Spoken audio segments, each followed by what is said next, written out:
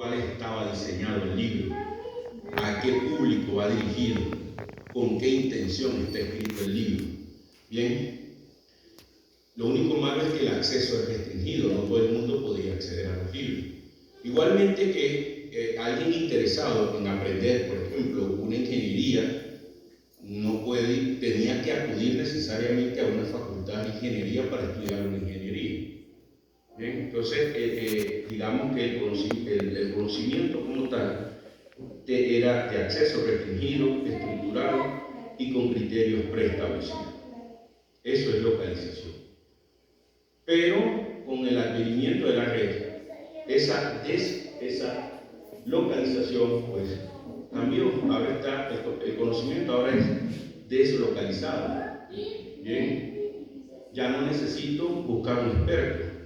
Basta con que yo me conecte, le pregunte, bueno, hasta hace unos años, poquito, le preguntaba a Google. Ahora no, ahora ¿quién abre Google? No, Gemini, Chat, GPT. Y le pregunto, mira, quiero saber sobre esto. Te responde. Y entonces, el acceso ahora al conocimiento es sin control, es instantáneo, es muy importante, desestructurado, ya no está estructurado, está desestructurado. Por supuesto que usted lo puede organizar, bien, porque usted puede organizar lo que quiere buscar. Usted se sienta, le pregunta y si le responde y no está conforme a lo que le está diciendo, usted le sigue preguntando. Y entonces usted establece una comunicación. ¿Bien? Ya vamos a hablar sobre eso, sobre la comunicación.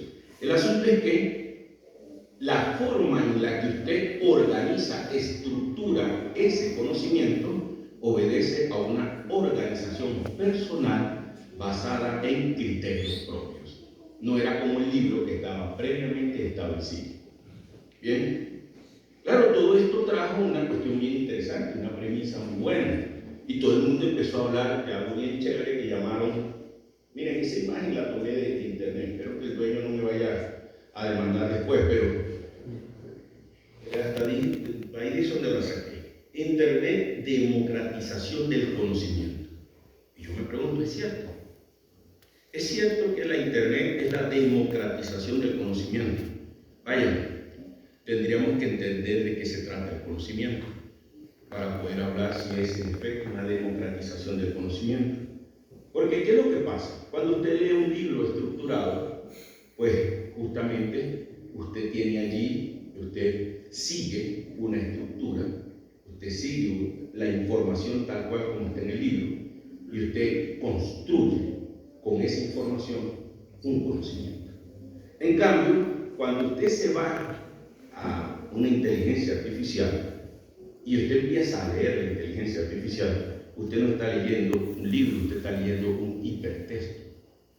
Un hipertexto que se va aumentando o que se, ¿cómo te dijera? Aquí usé una palabra, que se amplía en cantidad y diversidad en función de lo que usted va vinculando.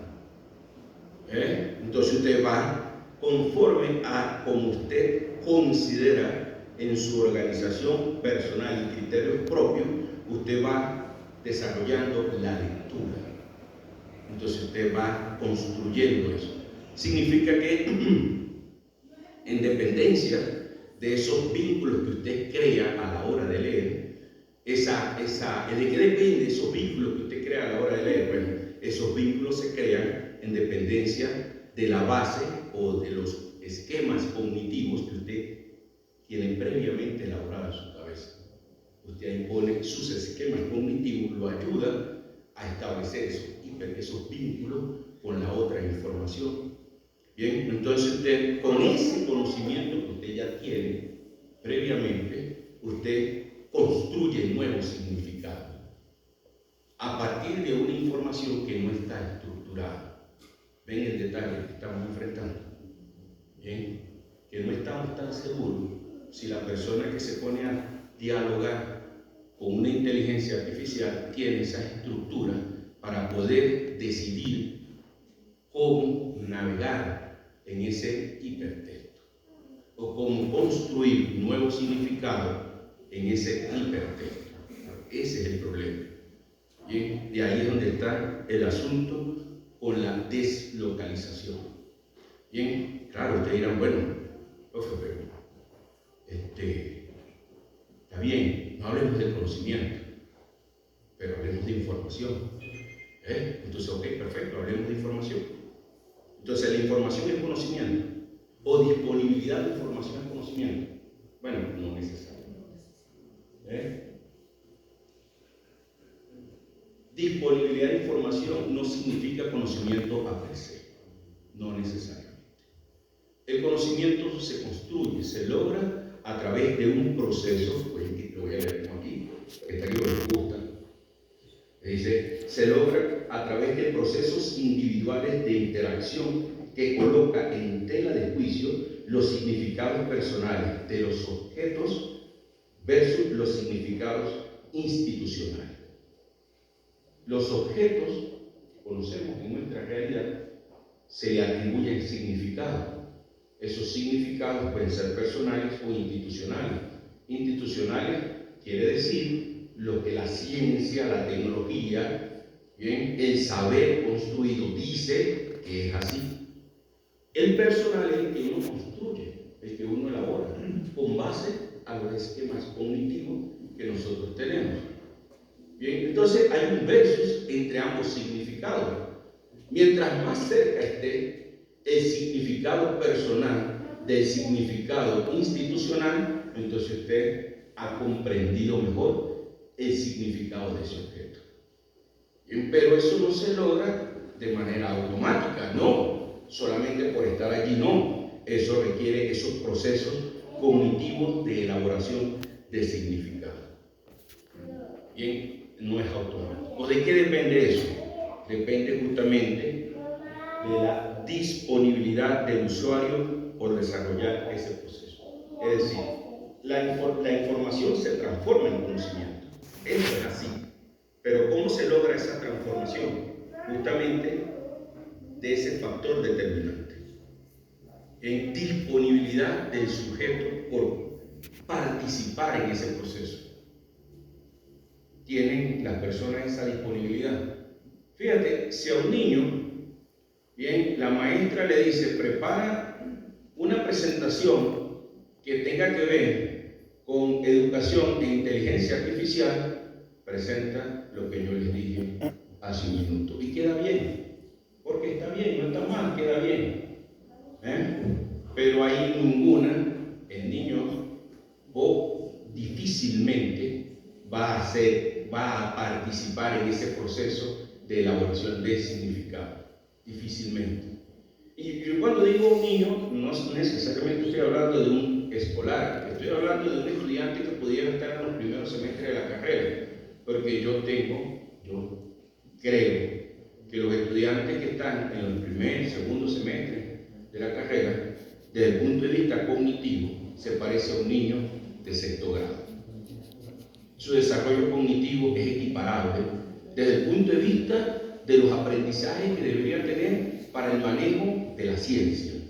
No desde otro punto de vista, porque los esquemas cognitivos que tenemos en nuestra cabeza son muchos, ¿bien? Pero los que tienen que ver con la construcción de significado y uso de significado de los objetos matemáticos, en mi caso, se parece al de un niño del sexto grado. No ha llegado más allá de lo que es la generalización del concepto.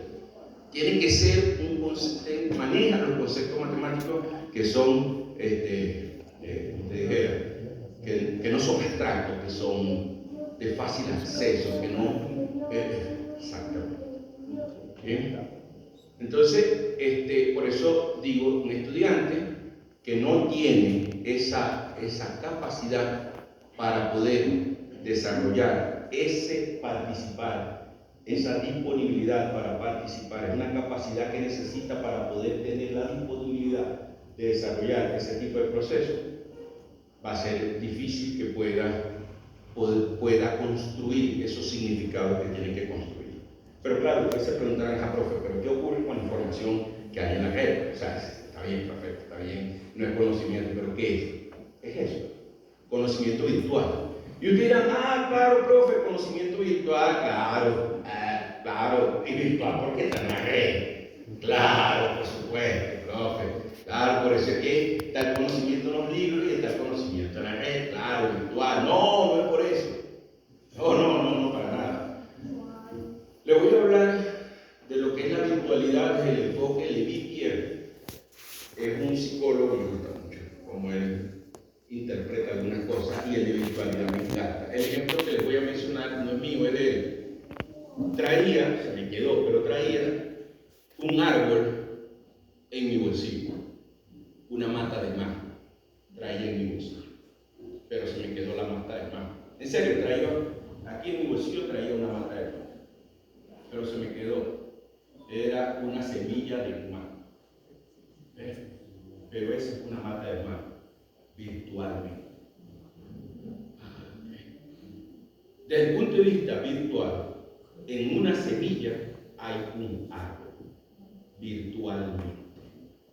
¿Qué se requiere para que de esa semilla salga el árbol? Una serie de condiciones que permitan que esa semilla florezca. Ese es el conocimiento virtual. Se requiere de muchas condiciones, de ciertas condiciones, no muchas, ciertas condiciones, para que esa información que está disponible en la red se convierta en conocimiento. Por eso a mí me causaba cierta inquietud cuando la gente decía, no, estamos en la sociedad de información, la sociedad de conocimiento. Y yo le decía, mira, si me habla de la sociedad de conocimiento, me está hablando de una utopía. Porque se requiere mucho para llegar a esa sociedad de conocimiento. Yo creo que mejor sociedad de información, porque eso sí es totalmente válido. Estamos llenos de información. Lo que necesitamos es transformar eso en conocimiento. Y usted dirá, bueno, pero profe, esto siempre fue así. Ahora es porque claro, siempre fue así. Los libros están en información. Usted dirá, profe, pero los libros están llenos de información. Sí, pero información estructurada. Está clasificada, está estructurada. Y nosotros construimos con estructuras. Nosotros no construimos al azar, sino con estructuras. Por eso a veces la gente dice, pero dame la receta. Dime cuál es el paso a paso, dame el paso a paso. Si tú me das el paso a paso, lo entiendo. Porque necesitamos esa seguridad, esa estructura para poder construir significado, digamos, de una manera en la que nosotros nos sentimos más cómodos. No hay mucho esfuerzo. Me siento cómodo y construyo eso en ese paso a paso. ¿Ven la diferencia? Exacto. Entonces, pasamos ahora al otro tema, al otro concepto, comunicación. Porque le dije que eran dos cosas, comunicación y información, conocimiento. Ahora, ¿qué es la comunicación? Bueno, intercambio de significado. Así es simple, entre dos sujetos. Bien, yo dije, y ustedes me aceptaron cuando yo dije que la persona se comunica con la inteligencia artificial. En efecto, eso es una de las cuestiones interesantes de la inteligencia artificial, que fue el ejercicio que realizó, se me olvida el nombre, pero los ingenieros lo recuerdan, más lo del sistema, el que hizo la máquina, ese mismo, Turing. Turing. Ese fue justamente el experimento de Turing. Alan Turing puso a alguien a hablar, le dijo, mira, del otro lado, tú vas a hablar, no le dijo con quién. Si tú descubres que del otro lado, o sea, si tú crees que el otro lado es una persona, está listo. Y si la gente decía, sí, el otro lado es una persona, mentira, no es una máquina. Entonces, eso pasa, nos sentamos con la inteligencia, hay gente que hasta le agradece. Y yo entiendo, ¿no? O sea, está bien que le agradezca, porque cuando se apoderen del mundo, ¿verdad? Cuando te vean pruebas y decir, no, ese no nos daba la gracia, no lo matemos. Entonces yo entiendo que le agradezca, pues, por supuesto. Entonces, no, pero sí, es eso, hay un intercambio de significado. Pero el asunto es eso que está allí, el espacio cultural de cada sujeto. El espacio cultural de cada sujeto es simplemente esto. Es un entorno mediatizado por los significados que el sujeto da forma y sentido a lo que ve, lee, oye y escucha. Ese es el espacio cultural. Evidentemente, cuando dos personas están en una comunicación, los espacios culturales de cada uno entran en conflictos. Por eso que decir es que no nos entendemos. Es imposible entenderme con esta persona. Eventualmente, cuando se quiere llegar del punto A al punto B, ojalá esa imagen sí se vea, hay veces que uno llega directamente, pero hay otros que dan muchas vueltas para llegar del punto A al punto B. ¿Y a qué se debe que dé tantas vueltas para llegar del punto B del punto A al punto B? Justamente la forma en la que está configurado su espacio cultural. Entonces, cuando nosotros establecemos una comunicación con una IA, eso está ocurriendo. Bien, el espacio cultural de la computadora, de la IA. ¿Te imaginas el espacio cultural? Es monstruoso en comparación con el nuestro. Entonces nosotros tenemos que hablar con ella con mucho cuidado. Ahí es donde nuestras estructuras cognitivas entran en tela de juicio. Y es donde nosotros requerimos estar muy claro de lo que queremos hacer para que poder sacar provecho de esa comunicación que ella me va a brindar. Por eso es que el intercambio que se da cita a través de la IA interviene en dos elementos: interactividad y virtualidad. Esa interactividad que usted tiene con ella a través de esos vínculos en los que usted se va paseando y construye esos significados. Me dice, conversando con una señorita a la que le tengo mucho cariño, me dice ella: pero es que cuando yo estaba en el liceo, la profesora me decía, cero información de Wikipedia. Busca información, no quiero Wikipedia. Digo yo, ¿verdad? Sí, y ahora yo me doy cuenta, es muy buena, me gusta. Es más, para iniciar una investigación me gusta leer Wikipedia porque me da una referencia global. Hay unos hipervínculos en los que yo me meto, y entonces me lleva y me abre un panorama, me permite esto, lo otro. Y yo, ¿tú tenías esa capacidad cuando estabas en el cuarto año? No, exacto. De eso te estaba protegiendo tu profesora. Porque tú no tenías los esquemas cognitivos tan desarrollados para poder detectar esto que me estás diciendo. Solo después de que tú has fortalecido tu estructura cognitiva es que tú estás en condiciones de poder sacarle provecho a eso que te está dando la red. Si no tienes esos fundamentos bien claros, mira, ella va a hacer uso de ti. Hablaba de la brecha que le dije ahora, brecha, ¿cómo es? Brecha digital. Yo no me gusta. Eso no me gusta. A mí me gusta es la brecha sociocognitiva. Le voy a dar un ejemplo para entender esa brecha sociocognitiva. Resulta que hace muchos años, cuando yo era preparador, hace muchos años, estaba en una clase, dando clases a unos estudiantes de administración. Mira, para los estudiantes de administración la calculadora es obligatoria. Ellos tienen una asignatura en donde tienen un libraco así, en donde meten todo, y para saber si aprobaron o no la materia, al final le tiene que dar 0 igual a 0. Una cosa así. Y eso tiene cuentas hasta con 5 o 6 decimales. Es una locura. O sea, esos son unos, usando calculadores son buenos. Estaba dando límite, y en el límite nosotros tenemos, la recomendación inicial es inspección del valor del límite, antes de hacer cualquier cosa, inspecciona el valor del límite. Entonces yo le decía a ellos, inspección del valor del límite. Entonces eran unos límites allá enfermos, porque ponían unos polinomios grado 7, un polinomio grado 8. Yo no, van a sacar esa cuenta usando la calculadora, ustedes son buenos usando calculadora, saquen la calculadora. Y por allá, mira, ¿cuánto no? Infinito, ¿no? Por allá dice una muchachita, me da E. Pero te da E. ¿Cómo te da E? Yo pensaba que hablaba el número de Euler. Yo decía, el número de Euler. Yo miraba y decía, pero si son polinomios entre polinomios, ¿dónde va a salir el número de Euler ahí? Seguro que lo están haciendo bien. Sí, mira, yo me meto aquí, y me da ahí. Me acerco y miro el E de error que da la calculadora porque está dividiendo por 0. Mientras que había un grupo de estudiantes que estaba diciendo el límite es infinito, estaba esa chica diciendo que le da E. Eso es la brecha sociocognitiva. Esa es la que me preocupa. Bien, y esa es la que preocupa actualmente con el asunto de la inteligencia artificial.